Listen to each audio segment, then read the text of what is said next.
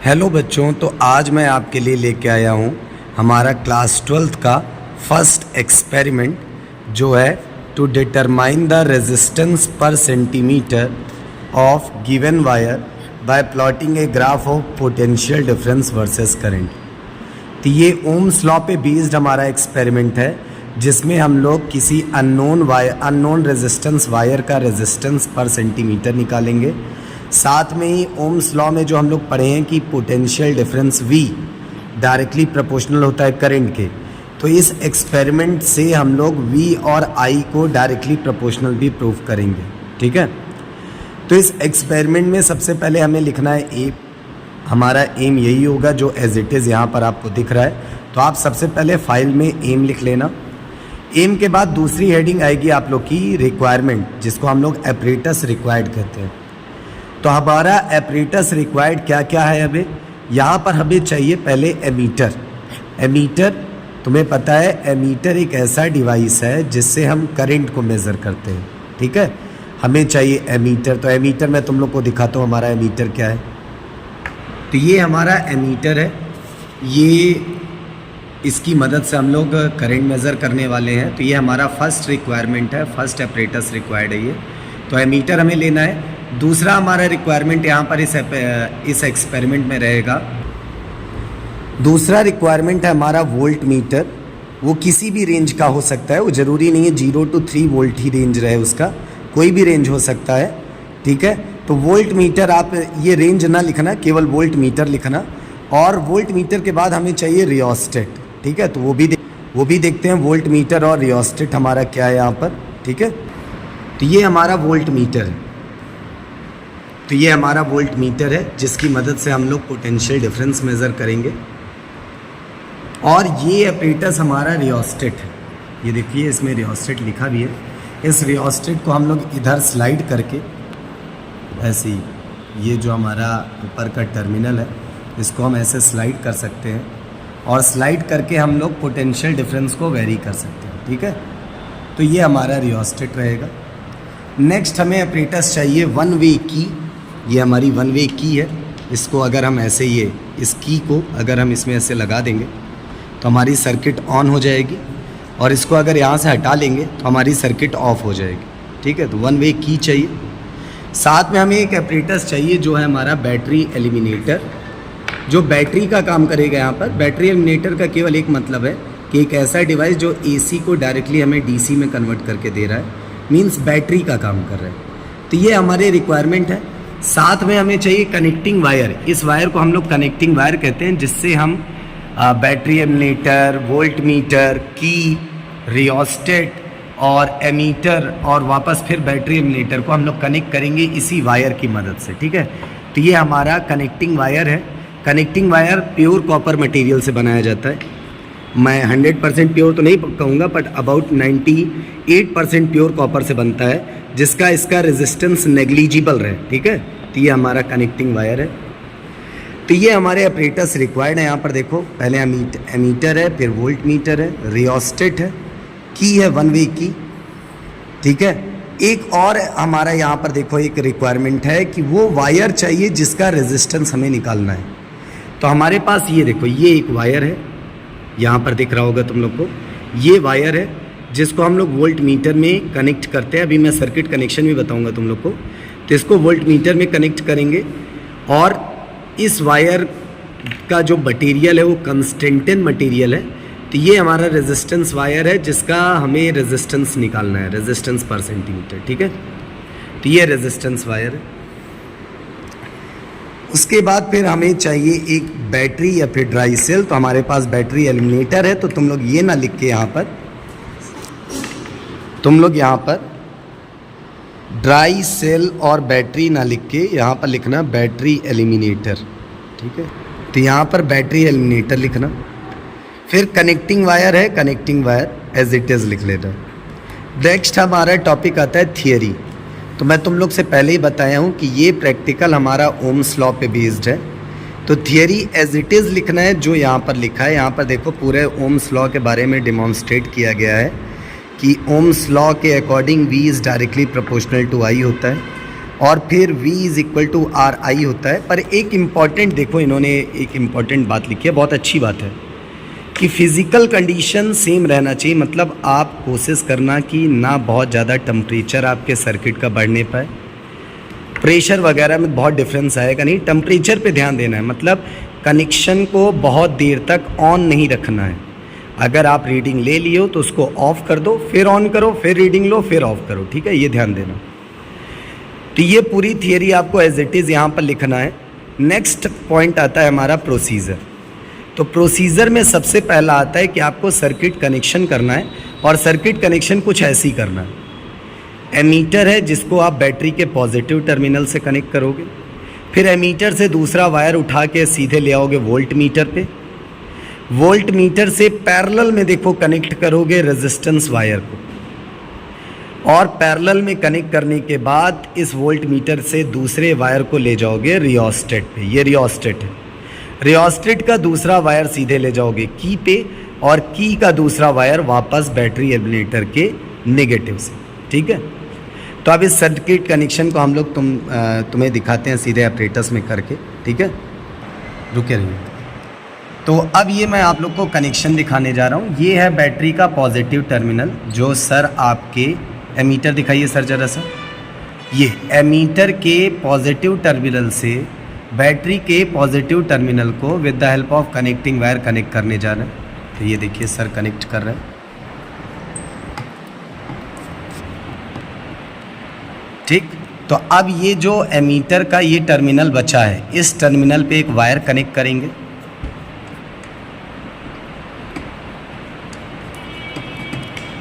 और इस वायर को उठा के रियोस्टेट के एक टर्मिनल पे ले जाएंगे, जो कि यहाँ पर देखो रियोस्टेट में 2 टर्मिनल होगा नीचे का, इसमें से आपको इस साइड वाला यूज़ करना है, ठीक है। तो इसको सर कनेक्ट कर दीजिए।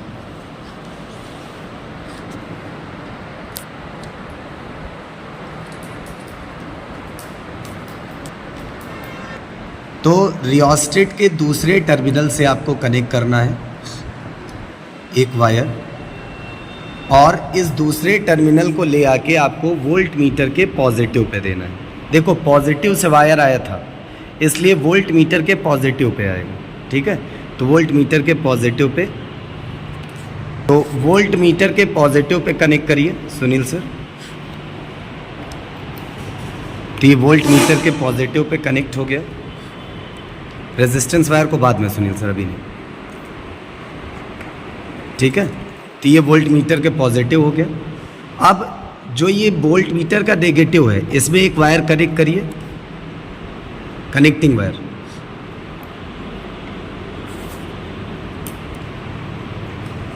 और इस वायर को हमें ले जाना है की के एक टर्मिनल पे, ठीक है। तो ये की के टर्मिनल पे सुनील सर ने कनेक्ट कर दिया है, टाइट कर दीजिए सर। ये की के टर्मिनल पे कनेक्ट कर दिया, और की के दूसरे टर्मिनल को कनेक्ट करके हमें ले जाना है बैटरी एलिमिनेटर के निगेटिव टर्मिनल पे, ठीक है। नीचे लगाई नहीं, ढीला रहेगा।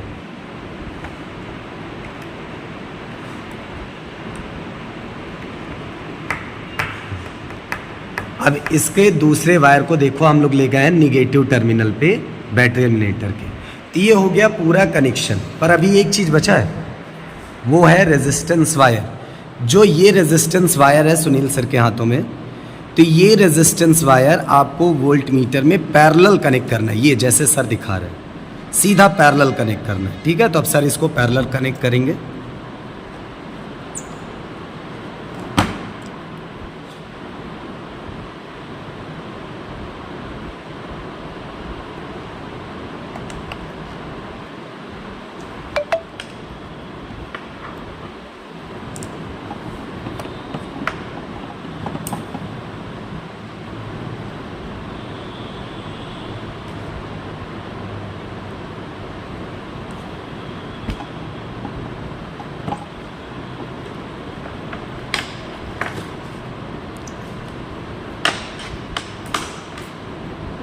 ठीक है। तो ये आपका रेजिस्टेंस वायर पैरेलल कनेक्ट हो गया है। तो ये फाइनली हमारी पूरी सर्किट ये हमने यहाँ पर बना ली है। आप लोग पूरी कंबाइंड सर्किट देख लो, इसका स्क्रीनशॉट भी ले सकते हो जिससे आपको याद रहे। और अब हम चलेंगे कैसे हमें रीडिंग लेना है और प्रोसीजर हमें क्या लिखना है उस पर, ठीक है। तो ये प्रोसीजर के पॉइंट्स हैं जो हमने अभी पूरा कनेक्शन किया है, उस पूरे कनेक्शन का पॉइंट्स है। एक चीज़ ध्यान देना है कि अगर वायर कभी क्लीन ना रहे, वायर में अगर रस्ट रहे, कोरोजन रहेगा वायर में, तो आपको सैंड पेपर से उसको क्लीन कर लेना है, तब लगाना है अच्छे से, जो हमने किया था यहाँ पर। और फिर पूरा ये जो पॉइंट्स हैं एज इट इज़ आपको पॉइंट्स लिखना है। ये सर्किट डायग्राम को आपको लेफ़्ट साइड में वाइट पेज पे बनाना है, ठीक है। तो ये और भी प्रोसीजर है जो आपको एज इट इज़ लिखना है यहाँ पर। तो ये पूरे प्रोसीजर आपको लिख लेना है एज इट इज़। और उसके बाद नेक्स्ट आता है हमारा ऑब्जर्वेशन। ऑब्जर्वेशन में कुछ पहले इंपॉर्टेंट्स पॉइंट्स होते हैं, जैसे लीस्ट काउंट हमें निकालना है सारे हमारे वोल्ट मीटर एमीटर का, जीरो करेक्शन देखना है एमीटर और वोल्ट मीटर का, और लेंथ ऑफ वायर, जो हम रेजिस्टेंस वायर लगाए हैं उसका लेंथ भी हम लोग मेज़र करेंगे, ठीक है। तो चलो देखते हैं पहले लीस्ट काउंट ऑफ एमीटर। अब लीस्ट काउंट आपको कैसे निकालना है? लीस्ट काउंट, ये एमीटर है, एमीटर का सबसे पहले टोटल रीडिंग देख लो, कितना लिखा है 3, ए लिखा है मतलब एम्पियर, तो 3 एम्पियर टोटल रीडिंग हो गई। और फिर ये जो छोटे छोटे छोटे छोटे छोटे छोटे डिवीजन्स बने हैं, इन डिवीज़न को काउंट करना है। तो देखो यहाँ पर 10, 20, 30, 40, 50 और 60, इसको आप काउंट करोगे तो ये 60 आएगा। मुझे पता है यहाँ पर ये 10 है, ये भी 10 है, ये भी 10 है, तो मैं डायरेक्ट काउंट कर लिया। तो टोटल रीडिंग है आपका 3 एम्पियर, और टोटल नंबर ऑफ डिवीज़न है आपके यहाँ पर 10, 20, 30, 40, 50, 60, 60 डिवीज़न और 3 एम्पियर। तो लीस्ट काउंट कैसे निकालोगे? यहाँ लिखेंगे लीस्ट काउंट ऑफ एमीटर। कितना है least count of ammeter? Total reading है 3 एम्पियर और कितने डिवीज़न है 60। अब 3 को हमें 60 से डिवाइड करना है। तुम लोग जानते हो क्या आएगा 3 को अगर 60 से डिवाइड करेंगे तो लीस्ट काउंट हमारा आया 0.05 एम्पियर, ठीक है। 3 को अगर 60 से डिवाइड करेंगे तो ये आएगा 0.05 ampere. Least count of volt meter की बारी आ गई। अब इसमें भी वही करेंगे सेम। पहले देख लो टोटल कितनी रीडिंग है 5। अब वी लिखा है मतलब वोल्ट, अगर यहाँ पर एम वी लिखा रहेगा तो मतलब मिली वोल्ट है, ठीक है। तो 0 से 5 टोटल हो गया 5 वोल्ट। और डिब्बे गिनो छोटे छोटे, 10, 20, 30, 40, 50। तो टोटल नंबर ऑफ डिवीज़न है 50 और टोटल रीडिंग है 5, ठीक है। तो हमारा लीस्ट काउंट क्या हो जाएगा? लीस्ट काउंट हो जाएगा हमारा 5 volt divided by 50 division, total reading upon total number of division. अब 5 को अगर 50 से डिवाइड करोगे तो कितना आएगा? आ गया तुम लोग का 0.1 वोल्ट। तो लीस्ट काउंट तो हो गया वोल्ट मीटर का 0.1 वोल्ट, लीस्ट काउंट हो गया मीटर का 0.05, ठीक है। अब बारी आई ज़ीरो करेक्शन की। ज़ीरो करेक्शन क्या है? ठीक है, ज़ीरो करेक्शन इंस्ट्रूमेंट के बनाए भी जा सकते हैं। मेरे सुनील सर तो बिल्कुल इंस्ट्रूमेंट को अगर कोई भी तरह का एरर रहता है तो उसको ज़ीरो कर देते हैं करेक्शन, ठीक है। अब देखो यहाँ पर ये जो निडल है, अगर जब सारे ऑपरेटर्स बंद है मतलब सर्किट ऑफ है, अगर ये निडल ज़ीरो के सामने है तो यहाँ पर कोई भी ज़ीरो करेक्शन नहीं है, निल है ज़ीरो करेक्शन। इसी तरह वोल्ट मीटर का भी देखो, अगर इनिशियली निडल ज़ीरो पे है तो ज़ीरो करेक्शन निल है, ठीक है। तो ज़ीरो करेक्शन यहाँ पर निल है दोनों में, तो हम लोग दोनों निल लिखेंगे, कोई भी करेक्शन नहीं चाहिए। तो दोनों ज़ीरो करेक्शन ऐसे लिख लेना, zero correction of ammeter nil, zero correction of voltmeter nil. अब नेक्स्ट आया लेंथ ऑफ रेजिस्टेंस वायर, ठीक है। तो ये है लेंथ ऑफ वायर, देखो ये लेंथ ऑफ वायर स्केल पे लगाए हैं और ये अबाउट जा रहा है 20 सेंटीमीटर। तो लेंथ ऑफ वायर हमारा रहेगा 20 सेंटीमीटर, थोड़ा बहुत ज़्यादा है पर उसको इग्नोर कर देना, कोई दिक्कत नहीं, ठीक। तो लेंथ ऑफ वायर हमारा है 20 सेंटीमीटर, ठीक है। तो अब हम बनाएंगे ऑब्जर्वेशन टेबल और उसमें लिखेंगे रीडिंग, उसके बाद करेंगे कैलकुलेशन वगैरह। लेना स्टार्ट कर रहे हैं, सुनील सर हमारे एक एक रीडिंग आपको लेंगे और यहाँ पर ऑब्जर्वेशन टेबल में हम उसको लिखेंगे, ठीक है। जो भी हमारा यहाँ पर रीडिंग आएगा वोल्ट मीटर और एमीटर में, उसको हम यहाँ पर लिखेंगे और ऑब्जर्वेशन टेबल में नोट करेंगे। ये हमारा ऑब्जर्वेशन टेबल है। पहला कॉलम होगा सीरियल नंबर, दूसरा कॉलम होगा हमारा वोल्ट मीटर रीडिंग जो कि V से लिखा जाएगा और उसको वोल्ट में लिखेंगे। एमीटर रीडिंग को I से लिखेंगे और उसको एम्पियर में लिखेंगे। रेजिस्टेंस कैलकुलेशंस की मदद से निकालेंगे जो कि ओम में होगा, ठीक है। और रियोस्टेट की मदद से हम लोग V को वेरी करेंगे और I की जो रीडिंग आएगी वो हम लोग नोट करेंगे, ठीक। तो फर्स्ट रीडिंग हम लोग लेते हैं। सुनील सर एपरेटस को ऑन करते हैं, की को लगाते हैं यहाँ पर और फर्स्ट रीडिंग पे सेट करिए सुनील सर। तो फर्स्ट रीडिंग हमारी ये है, देखो पहले वोल्ट मीटर देखो। वोल्ट मीटर हमारा यहाँ पर अगर सामने से देखो तो फर्स्ट डिवीज़न क्रॉस कर गया है, सेकंड डिवीज़न में एंट्री किया है, ठीक है। तो ये 2 हो गया वोल्ट मीटर की रीडिंग। और इसी तरह अगर हम लोग अपने एमीटर को देखें तो यहाँ पर देखो फर्स्ट डिवीज़न ये भी क्रॉस कर लिया है, सेकंड में एंट्री की है। तो जिस डिवीज़न में एंट्री कर लेगा उसको भी काउंट करना है, ठीक है। तो यहाँ से अगर हम लोग देखें तो यहाँ पर सेकंड डिवीज़न में है, यहाँ पर भी देखें तो ये भी हमारा ये जस्ट फर्स्ट डिवीज़न पे है और ये भी हमारा जस्ट फर्स्ट डिवीज़न पे है, ठीक है। तो वोल्ट मीटर की रीडिंग भी 1 है और एमीटर की रीडिंग भी हमारी 1 है, ठीक। यहाँ पर तो वोल्ट मीटर भी देखो हमारा 1 है और एमीटर भी 1 है। तो हम लोग लिखेंगे यहाँ पर वोल्ट मीटर वाले में 1 और उसको लीस्ट काउंट से उसके इनटू किए, एमीटर में भी 1 और उसको लीस्ट काउंट से इनटू किए। तो मल्टीप्लाई करने के बाद वोल्ट मीटर में आएगा आपका 0.1 एज इट इज़ और एमीटर में आएगा 0.05 एज इट इज़, ठीक है। तो आप सेकंड रीडिंग के लिए रियोस्टेट से इसको वेरी करेंगे और वोल्ट मीटर को देखेंगे। रियोस्टेट से यहाँ वेरी करेंगे और वोल्ट मीटर को देखेंगे जब वोल्ट मीटर हमारा थोड़ा आगे बढ़ेगा, अबाउट 4th डिवीज़न पे पहुँच जाए।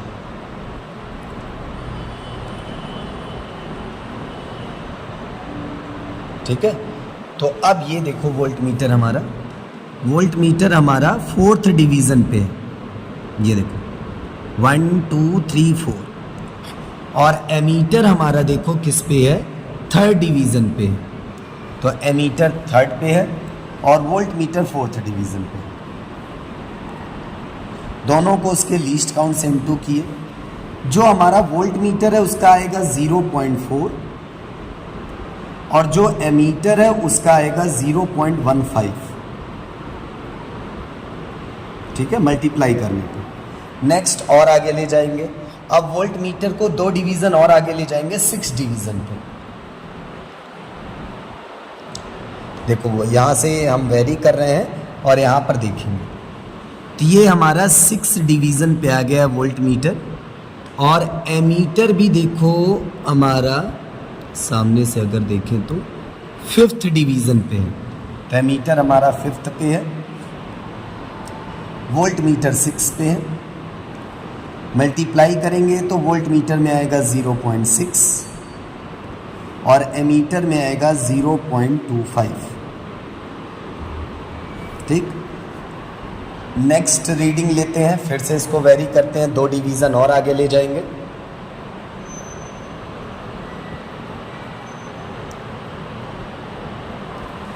तो 2 डिवीज़न और आगे ले गए हम लोग वोल्ट मीटर को, तो ये हमारा पहुंच गया 8 पे। और एमीटर को अगर हम लोग देखें तो एमीटर हमारा है 6 7 8 में एमीटर भी। तो 8 में एमीटर, 8 में वोल्ट मीटर की रीडिंग आई 0.8 लीस्ट काउंट से इनटू करने पे और ये आया 0.4, ठीक है। नेक्स्ट रीडिंग अप्रॉक्स हमें 5 to 6 रीडिंग लेना है। तो नेक्स्ट रीडिंग पे चलते हैं हम लोग, फिर से इसको वेरी कर रहे हैं। वोल्ट मीटर को देखेंगे, 2 डिवीज़न आगे बढ़े, 2 डिवीज़न हमें आगे बढ़ाना है, ठीक है। आपकी मर्जी, आप एक भी बढ़ा सकते हो। आप देखो वोल्ट मीटर हमारा पहुंचा है 10 डिवीज़न पे एग्जैक्ट और जो एमीटर है हमारा ये भी हमारा 10 डिवीज़न पे पहुंच गया, देखो, ठीक है। तो दोनों 10 पे हैं, 10 से मल्टीप्लाई करने पे वोल्ट मीटर में तो 1 आ जाएगा, 1 वोल्ट। और ये हमारा 10 से मल्टीप्लाई करेंगे तो हमारा हो जाएगा 50 मतलब 0.5, ठीक है। तो ये हमारी 5 रीडिंग हो गई। एक और रीडिंग करेंगे, 2 डिवीज़न और बढ़ाएंगे। फिर से देखो रियोस्टेट को आगे बढ़ा रहे हैं सुनील से। तो इस बार वोल्ट मीटर देखो हमारा पहुंचा है 12 पे, ठीक है। और एमीटर की रीडिंग भी हमारी अप्रॉक्स 12 पे ही पहुंच गई है। ये देखो सामने से देखना तुम लोग, थोड़ा भी टेढ़ा होगा तो गलत दिखेगा। तो दोनों 12 पे हमारे। तो वोल्ट मीटर की रीडिंग हो जाएगी अगर 12 से मल्टीप्लाई करेंगे तो 1.2, और एमीटर की रीडिंग अगर 12 से मल्टीप्लाई करेंगे तो 0.6। तो ये फाइनली हमारी 6 रीडिंग कंप्लीट हो गई। अब ये जो V मिला है और जो ये हमें I मिला है, V/I करके हम निकालेंगे R, ठीक है। तो ये है फाइनल आपकी रीडिंग। कैलकुलेट करने के बाद हमें फर्स्ट रीडिंग में 2 ओम रेजिस्टेंस मिला, सेकेंड में 2.6 ओम, थर्ड में 2.4 ओम, फिर 2 ओम, फिर 2 ओम और फिर 2 ओम। तो ये सारी रीडिंग्स हमें मिली। यहाँ देखो 2 रीडिंग में कुछ जो हमारा रेजिस्टेंस है कुछ ज़्यादा वेरी कर रहा है। तो यही 2 रीडिंग आपके ग्राफ से थोड़ा सा बाहर जाएंगी, ठीक है। पर पॉइंट्स में वेरिएशन हो सकता है, हम ह्यूमन बीइंग हैं, ह्यूमन एरर होती है आँख की वजह से कि हम देख नहीं पाए ढंग से रीडिंग को। तो अगर आपको इसको करेक्ट करना है तो आप करेक्ट भी कर सकते हो, साथ में इसके साथ भी आप सॉल्व कर सकते हो। बहुत बड़ा एरर नहीं है इसमें, ठीक है, बहुत थोड़ा एरर है। तो इसके साथ भी आप रीडिंग लिख सकते हो और इन दोनों रीडिंग को आप दोबारा से फिर से चेक करके करेक्ट भी कर सकते हो। तो हम लोग इसी के साथ प्रोसीड करेंगे, इस 2 रीडिंग के साथ प्रोसीड करेंगे, ठीक है। तो ये हमारी रीडिंग हो गई। रीडिंग लिखने के बाद अब हम लोग चलेंगे ग्राफ की तरफ, किसका ग्राफ कैसे बनेगा। तो ये ग्राफ है हमारा और इस ग्राफ में हमें V और I के बीच का ग्राफ बनाना है। तो ऐसे पॉइंट्स हमने सेलेक्ट किया V और I के वोल्टेज Y एक्सिस पे और करंट X एक्सिस पे। ये पॉइंट सेलेक्ट करने के बाद हमने यहाँ पर ग्राफ प्लॉट किया। तो देखो 1 पॉइंट, 2 पॉइंट, 3 पॉइंट, 4, ये हमारे 4 पॉइंट तो एग्जैक्ट स्ट्रेट लाइन में आई है। 2 पॉइंट जो मैं बता रहा था तुम लोग को कि रीडिंग में हल्का सा वेरिएशन आया, वो ग्राफ से बाहर चला गया है। तो अब इसमें तो ये आपका ग्राफ हो गया है। ग्राफ को बनाने के बाद हमें यहाँ स्केल लिखना पड़ता है। तो स्केल में देखो एक्स एक्सिस में लिखा हूँ मैं 10 डिवीज़न इक्वल टू 0.1 एम्पियर। ये यहाँ से देखना है कि कितने कितने का गैप लिए हो। 0.1 का गैप है, तो ये छोटे छोटे डिब्बे 10 होते हैं, तो 10 division equal to 0.1 ampere. Similarly y का स्केल लिखना है कि 10 डिवीज़न में 0.2 का गैप है, तो 0.2 वोल्ट हो गया, ठीक है। तो ये आपका ग्राफ हो गया। ग्राफ को बनाने के बाद हमें रिज़ल्ट, कैलकुलेशन और प्रिकॉशन बस यही करना है, ठीक है। तो ये रिज़ल्ट आपको एज इट इज़ ऐसे लिखना है जो 2 पॉइंट लिखा हुआ है। कैलकुलेशन में आपको ग्राफ की मदद से आर निकालना है। तो ग्राफ की मदद से जो स्लोप निकालोगे वही होगा आर रेजिस्टेंस, और रेजिस्टेंस निकालने के बाद उस रेजिस्टेंस को लेंथ ऑफ वायर से डिवाइड कर देना, ठीक है। तो अभी मैं आपको कैलकुलेशन करके दिखाता हूँ, फिर प्रिकॉशन आपको एज इट इज़ ये लिखना है। अब मैं आपको कैलकुलेशन करके वीडियो यहाँ पर दिखा देता हूँ और फाइनली हमारा ये एक्सपेरिमेंट कंप्लीट हो जाएगा, ठीक है। तो ये कैलकुलेशन है आपका।